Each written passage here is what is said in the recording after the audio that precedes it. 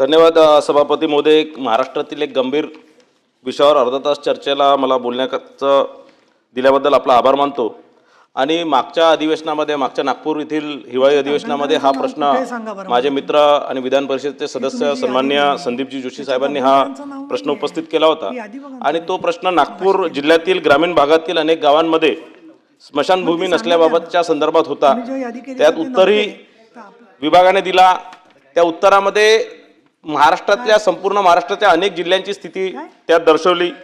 त्यामध्ये जवळपास अहिल्यानगरमध्ये 133 गावांमध्ये स्मशानभूमी नाही असं त्यात सांगितलं। कोल्हापूरमध्ये 150 गावांमध्ये नाही असं सांगितलं। नागपूरमध्ये 122 गावांमध्ये स्मशानभूमी नाही असं नाही। संपूर्ण महाराष्ट्रामध्ये जवळपास 10 ते 15% गावं अशी आहेत किंवा ग्रामपंचायती अशा जिथे स्मशानभूमी नाही आहेत। आणि संविधानाने आपल्याला, या देशाच्या संविधानाने आपल्याला जगण्याचा अधिकार दिला। तसाच मृत्यूनंतर देहाचं एक चांगल्या, आपल्या मृत्यूनंतर मानवी देहाची विटंबना होऊ नये याचाही अधिकार आपल्याला या संविधानाने दिलेला आहे। आणि निश्चितच याची कुठेतरी पायमल्ली या नागपूर ग्रामीण असणार किंवा महाराष्ट्राच्या ग्रामीण भागामध्ये होत आहे। सभापती महोदय, स्मशानभूमीसाठी हक्काची जागा मिळाली पाहिजे आणि त्याकरता ती खाजगी किंवा अतिक्रमण जागेवर आता अंत्यसंस्कार होत आहे। आणि त्यामुळे मोठ्या प्रमाणात ग्रामीण भागांमध्ये दोन समुदायामध्ये भांडणं होत आहे आणि मोठ्या प्रमाणात तिथे रायटची स्थिती निर्माण होत आहे। केवळ जागा नाही तर जागाने ही एक तांत्रिक उत्तर देऊन संबंधित जिल्ह्याच्या जिल्हाधिकारी या सगळ्या स्मशानभूमीसाठी निधी नाकारतात आणि कुठेतरी आपली जबाबदारी नाकारण्याचं काम ते या माध्यमातून करतात। गेल्या ऑगस्टमध्ये नागपूर जिल्ह्यातील उमरेड भिवापूर परिसरात एक फारच भयानक घटना घडली आणि त्यामध्ये पाऊस सुरू होता आणि चिता जळत होती। आणि चिता जळत असताना पाऊस सुरू झाला आणि चिता तिथेच ते पूर्ण आग बुझली आणि ते अर्धीच जळलेली चिता तिथे होती। आणि त्यानंतर मोठ्या प्रमाणात रोष व्यक्त करण्यात आला। पेपर, सगळ्या न्यूजपेपर्समध्ये या संदर्भातली बातमी आली आणि त्यानंतर स्वतः हायकोर्टाने, नागपूर खंडपीठाने याची दखल घेऊन या संदर्भातला सुमोटो एक केस आपल्याकडे लावून घेतली। आणि त्यानंतर या संदर्भात अनेक प्रश्न निर्माण झाले। त्यामध्ये ज्यावेळेस तिथे पाऊस पडला आणि आता चिता बुजणार तर ताडपत्री घेऊन त्याचे नातेवाईक, त्या ज्याचा मृतदेह तिथे जात होता त्याचे नातेवाईक ते ताडपत्री घेऊन उभे होते की तिच्यावर पाऊस पडल्याने ते भिजला नाही पाहिजे म्हणून। आणि अशा स्थितीमध्ये निश्चितच परिणय फोकेजी, तुम्ही थोडक्यात घ्या। 7 वाजता सभागृह संपायची वेळ आहे आपली। ठीक आहे। त्यामुळे मुद्द्यांवरती या। आणि मी आता एक काम करतो, मी फक्त याच्या संदर्भातले प्रश्न उपस्थित करतो। त्यांना प्रश्न कळलाय, त्या अनुभव आहे। नाही, त्यांनी मागच्या वेळेस त्यांनी फार चांगलं त्यांनी केलं, त्यांनी एक GR काढला। मागच्या ज्यावेळेस मी हा विषय मांडला, ज्यावेळेस मी हा प्रश्न मांडला त्यावेळेस मी सन्माननीय मंत्री महोदयांचा मी आभार मानतो की त्यांनी त्याची दखल घेऊन ताबडतोब त्यांनी त्यावेळेस आश्वासन दिलं, त्यावेळेस त्यांनी घोषणा केली। आणि 20 फेब्रुवारी 2026ला या संदर्भातला एक GR काढला की ज्या ज्या ग्रामपंचायतीमध्ये स्मशानभूमी नाही आहे त्यांना कोणताही निधी राज्य सरकारच्या माध्यमातून दिला जाणार नाही किंवा कोणताही निधी देण्याआधी त्या ग्राम सचिवांकडनं एक NOC घेण्यात येणार आणि जोपर्यंत NOC मिळणार नाही तोपर्यंत त्या ग्रामपंचायतीला निधी देणार नाही।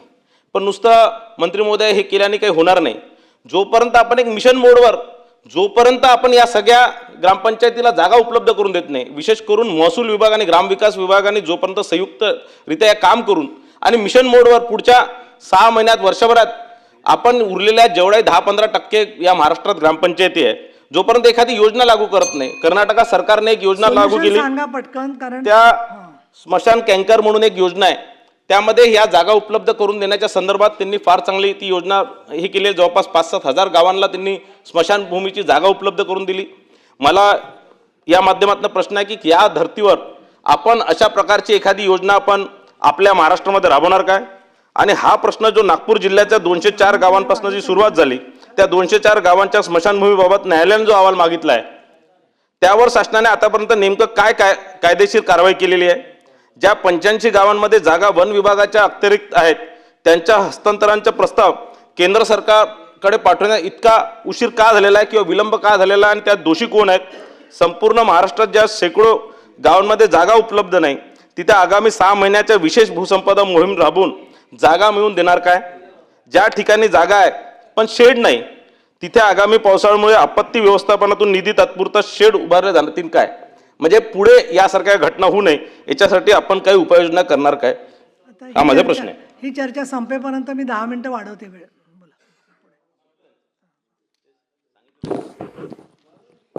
सभापती महोदया, आता उद्या आहात ना तुम्ही? सन्माननीय उद्या मिळणार आहे सदस्य संधी ना. परिणय नका वेळ घालू फुकेजींनी त्यांचं, प्लीज खाली बसा. एका आपण महत्त्वाच्या कसं, प्लीज विषयावर खाली बसा. अर्धा तास तो ते चर्चा सभासद पण उपस्थित बघापासून वाट केलेली बघत आहे. बसलेले. ही अर्धा तास चर्चा आणि या नियमाने चालली. चर्चेच्या माध्यमातून महाराष्ट्रातल्या एका महत्त्वाच्या प्रश्नासंदर्भात त्यांनी आपली भूमिका या ठिकाणी मांडलेली आहे. सन्माननीय नव्हते सभागृहात सदस्यांनी मगाशी. त्यांनी सांगितलं नावं होतं काढली. की खास आता ते करून धारवी नागपूरचा सांगते विषय तुम्हाला. आपण सुरुवातीला घेतला होता की नागपूर जिल्ह्यामध्ये 761 ग्रामपंचायती आहेत. महसुली गावाची संख्या 1587 आहे. त्यापैकी 1446 गावामध्ये स्मशानभूमी आहे. 141 गावामध्ये स्मशानभूमी उपलब्ध नाही ही वस्तुस्थिती आहे. या स्मशानभूमीकरता जागा उपलब्ध करून देण्यासंदर्भात आपण संबंधित अधिकारी कलेक्टर असतील, CO असतील यांना सूचना दिलेल्या होत्या. त्या 141 पैकी जवळजवळ 46 गावामध्ये जागा उपलब्ध आता केलेली आहे आणि बाकी उर्वरित गावामध्ये काही गावामध्ये 97 गावामध्ये वन आणि झुडपी वनाची जागा आहे. 7/12 निस्तार हक्क इतर हक्कात स्मशानभूमीची नोंद आहे. असे अनेक विषय या जमिनी संदर्भातले आहेत. या संदर्भात तातडीनं कलेक्टर महोदयांना जागेचा प्रश्न सोडवण्यासंदर्भातल्या सूचना दिलेल्या आहेत. त्या अनुषंगानं कलेक्टर महोदय कारवाई करतात. परंतु हा जो विषय सन्माननीय परिणय फुकेजींनी मांडलेला आहे हा तसा गंभीर विषय आहे. अनेक गावामध्ये आपण सगळ्या बघतो महाराष्ट्रावर आहे. स्मशानभूमीचा विषय आहे की अनेक ठिकाणी स्मशानभूमीसाठी जागा उपलब्ध नाही. काही ठिकाणी स्मशानभूमी आहे त्याला शेड नाही. अशा परिस्थितीमध्ये पाठीमागच्या अधिवेशनामध्ये सन्माननीय सदस्य महोदयांनी विषय याच ठिकाणी उपस्थित केलेला होता. त्या विषयाच्या अनुषंगानं शासनानं नवीन एक GR काढलेला आहे. त्या GR मध्ये शासनाच्या कुठल्याही योजनेतनं त्या गावामध्ये काम मंजूर करत असताना स्मशानभूमी असल्याचा दाखला अगोदर द्यायला लागेल. तो दाखला असेल तर दुसऱ्या विकास कामांना पैसे मिळतील आणि जर त्या ठिकाणी स्मशानभूमी नसेल त्या गावामध्ये तर पहिली स्मशानभूमीसाठी निधी आपण उपलब्ध करून देऊ आणि मग बाकी पुढचं काम आपण करू अशा पद्धतीचा निर्णय आपण घेतलेला आहे. त्यामुळं याहीपेक्षा पुढे जाऊन गाव तिथं स्मशानभूमी एक नवीन आपण योजना ग्रामविकास खात्याच्या विचाराधीन आहे की प्रत्येक गावाला गाव तिथं स्मशानभूमी असलीच पाहिजे अशा पद्धतीचं एक आपण नवीन एक योजना तयार करून प्रत्येक गावामध्ये स्मशानभूमी असलीच पाहिजे आणि त्या ठिकाणी ज्या लोकांच्या हाल अपेष्ट होत आहेत आपण काही उदाहरणं दिलेली आहेत. अशा पद्धतीच्या घटना महाराष्ट्रामध्ये घडणं योग्य नाही. अशा पद्धतीनं काळजी घेऊन आपण ही योजना पुढे घेऊन जाऊ. त्यामुळे भविष्यामध्ये असे गाव तिथं स्मशानभूमी अशी एक योजना आपण नव्यानं आणण्याचा सरकारच्या विचाराधीन आहे. आणि बाकी आपण नागपूर आणि ज्या ज्या ठिकाणचा विषय उपस्थित केलेला आहे त्या ठिकाणच्या प्रत्येक ठिकाणी आपण जागा उपलब्ध करून देण्यासंदर्भात ते विषय आहे. खास करून आपण बघतो की जनसुविधेच्या माध्यमातून स्मशानभूमीचं काम होतं. आता खास करून 25-15 आपलं हेड आहे. 25-15ला आम्ही GRच काढलेला आहे. पण हा GR राज्यस्तरीय प्रत्येक योजनेला स्मशानभूमीची NOC असणं बंधनकारक आपण करण्यासंदर्भात माननीय मुख्यमंत्री महोदयांशी मी चर्चा करतो. तसा GR सगळ्या विभागांना कसा ते लागू होईल अशी व्यवस्था आपण करू. आणि DPDCतनं एक भूसंपादन करण्यासाठी मला वाटतं DPDCमधून पण आपण एक हेड आहे. ज्या गावामध्ये दहनभूमी भूमीसाठी जी जागा उपलब्ध ग्रामपंचायतीच्या मालकीची असेल तर ती उपलब्ध करून द्यायची आहे. पण ती जागा उपलब्ध नसेल तर खाजगी जमीन संपादित करण्यासाठी DPDCतून पण आपण निधीची व्यवस्था आपण करण्याचा GR आहे. त्याची अंमलबजावणी बहुतांश ठिकाणी होत नाही. त्याही संदर्भात प्रत्येक कलेक्टरला आपण तशा सूचना देऊ. ज्या ठिकाणी जमीन शासकीय उपलब्ध आहे ती उपलब्ध करून द्यावी. ज्या ठिकाणी शासकीय जमीन नाही त्या ठिकाणी खाजगी जमीन भूसंपादित करून त्याचा मोबदला देण्यासाठी DPDCतनं आपण व्यवस्था करावी अशा पद्धतीच्या सूचना संबंधित कलेक्टर महोदयांना दिल्या जातील. आणि स्मशानभूमी गावात असणं हे सगळ्यात महत्त्वाचं आहे. त्या अनुषंगानं गाव तिथं स्मशानभूमी अशा पद्धतीची एक नवी योजना आपण महाराष्ट्रामध्ये लागू करू. ठीक आहे. तर माननीय मंत्री महोदयांनी दिलं आहे. फक्त माझं मंत्री महोदयांनी मागच्या वेळेस त्याचा GRE काढला, सगळं चांगलं झालं. पण जागेच्या संदर्भात एक ग्रामविकास विभाग, महसूल विभाग आणि तिसरा वन विभाग, कारण बहुतांश गावांमध्ये वन विभागांच्या जागा आहेत, वन विभागांमुळे अडलेल्या जागा आहेत. त्या ज्या राखीव वन असतील किंवा झुडपी जंगल असतील त्या याच्यामध्ये ते मोठ्या प्रमाणात जागा आहेत. तर मला असं वाटतं एक तिन्ही डिपार्टमेंटची एक कमिटी तयार करून तो जर तसंच त्या प्रकारचा GR जर लागू केला तर मला असं वाटतं हा चांगला इफेक्टिव्ह राहणार.